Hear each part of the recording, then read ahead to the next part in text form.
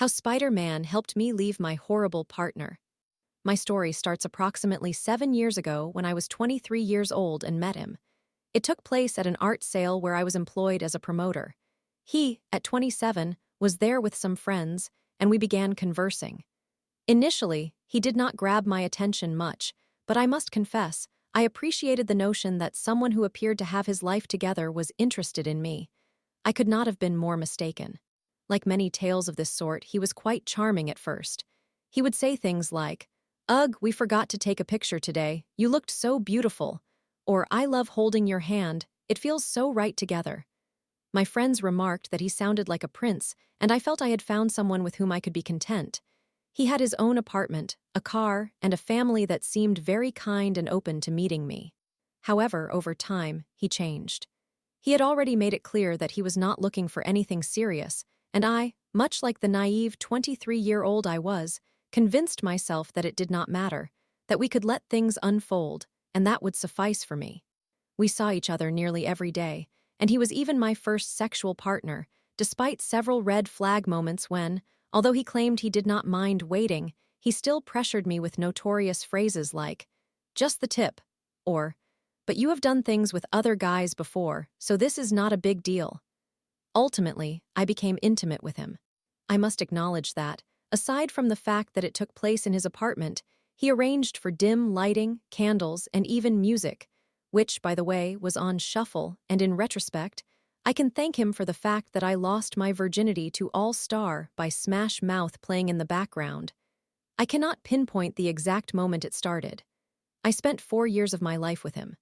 We were that typical on-again, off-again couple, which is amusing because a frequent phrase was, "We cannot break up because we are not even together." I realize now that hindsight is 20/20. It might have occurred around 6 times, but honestly, at some point, I lost track. I knew his family, and he knew mine. On the surface, everything appeared fine. We endured the pandemic apart but remained in constant communication, even watching Pokémon together while commenting on it. When I returned to the city, we resumed where we had left off. I should mention that, like many people during the pandemic, I gained a little weight, not significantly. Nothing alarming, but 2 years had passed, and I did not have the same figure he had first seen me with. If I had to identify when things worsened, it was then. I can still recall his grandmother whispering to me, "Don't gain any more weight because he doesn't like heavier girls." And no, he did not label me as fat after all, he was a gentleman. He simply referred to me as Peppa Pig or Cow, depending on the day. Yet I stayed for an additional 2 years. Let me summarize some of the incidents that transpired during the 4 years I spent with him. He directly told me that he believed falling in love would bring him happiness again, but that he had not fallen for anyone and was unhappy. He was intimate with 3 other girls during our break periods. He openly discussed a 19-year-old girl who, according to him, had a lot of money and was infatuated with him, even claiming they had kissed. He frequently made remarks about my weight, intelligence, and hair. I prefer to keep my hair at chin length, which he claimed was lesbian. He insisted that I must be a lesbian because I once mentioned that when I was roughly 16, my friends and I would give each other small pecks on the lips for fun. He continuously disparaged my taste in music, films, and shows, stating that they were silly and did not make sense. He criticized my cooking, specifically mentioning a pasta sauce that, according to him, tasted like a black man's armpit. I know, he was a terrible person and racist, what a catch. And if all of that were not enough, I lived with him for a year before finally packing my belongings and leaving. Oh, and let us not overlook the fact that in the bedroom, he frequently joked about assaulting me. I shrugged it off, thinking it was merely his sense of humor. No big deal. However, reflecting on it now, there were many instances when I did not wish to be intimate. But due to his insistence, I allowed it to occur, feigning enjoyment, because if I did not find it pleasurable, it was my fault, and waited for him to finish. Additionally, beyond everything else, there was never any aftercare, not even a hug or a kiss following what I now refer to as the devil's tango, since at one point, he even told me he no longer felt like kissing me. He also lost interest in being kind or sweet as he had been when we initially began dating. Here is a little advice. If you ever begin to think, maybe if I remain, put forth effort, and show him all my love, he will revert to being nice, run. That will not happen. Do not beg for love. If someone truly wanted to treat you well, they would. No level of effort from you will induce them to change. On top of all this, he compared me to a licent from House of the Dragon during intimacy, as he claimed I just lay there, not doing or saying anything, because once again, if I did not enjoy sex with him, it was entirely my responsibility. At one point, I urged him to attend therapy while we were already cohabiting. However, he only attended one individual session, blaming me for not prompting him when he was available yet whenever I did ask. He offered vague, inconclusive responses. By that time, I was already drained.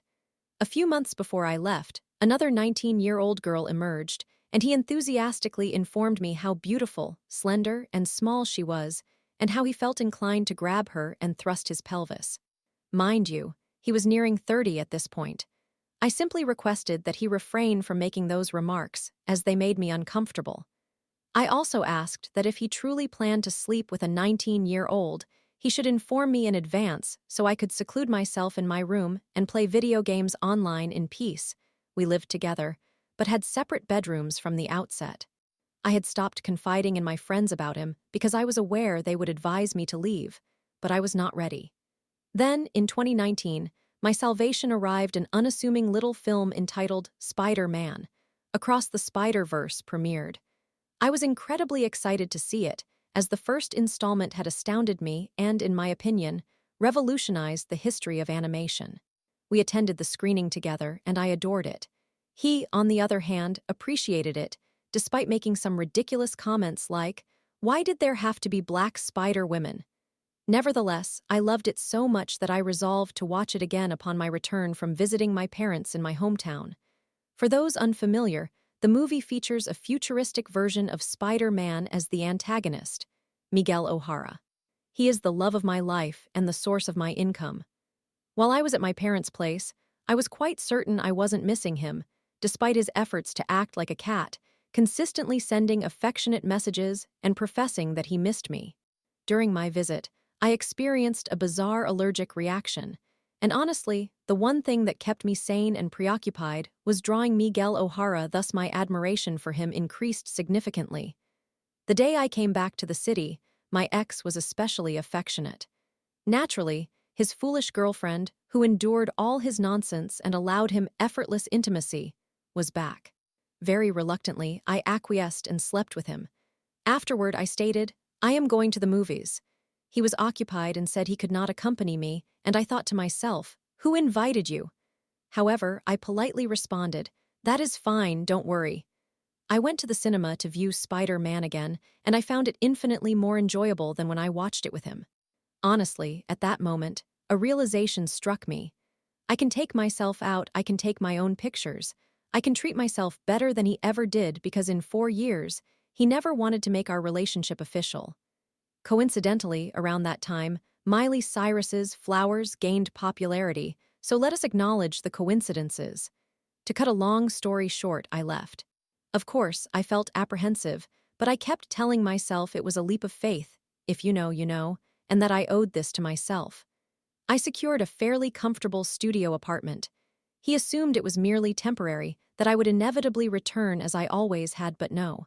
I had savored freedom, and I was not going to relinquish it. From his perspective, the breakup, because we were never truly anything, came as a shock. In his mind, I returned from my hometown as usual, slept with him, since he was always the victim, went to the movies, fell in love with Spider-Man, went a bit wild, and left. Surely it had nothing to do with his constant remarks concerning my weight or his blatant disrespect toward me as what was practically his partner. No, clearly. It was all my fault because I went crazy and left him. If a man tells you all his exes are crazy, RUN because you are about to become the next crazy name on his list. Honestly, my favorite part of this entire narrative occurred on my birthday because they always tend to call you on your special day. By that time, I had already moved out, I was happy, and I was getting used to not having to answer to anyone for anything. I was in my hometown with my parents when he called. He wished me a happy birthday and then delivered the worst line of his pathetic life. "I feel like Miguel O'Hara stole my girlfriend." To which I promptly replied, "But you never had a girlfriend." Life continues. I am still searching for love, but I have learned to never ignore red flags. I am 29 now and attending therapy for everything that transpired. Oh, and I never ceased going to the gym. Cucaracho, wherever you are, from the bottom of my heart, go to therapy. With affection.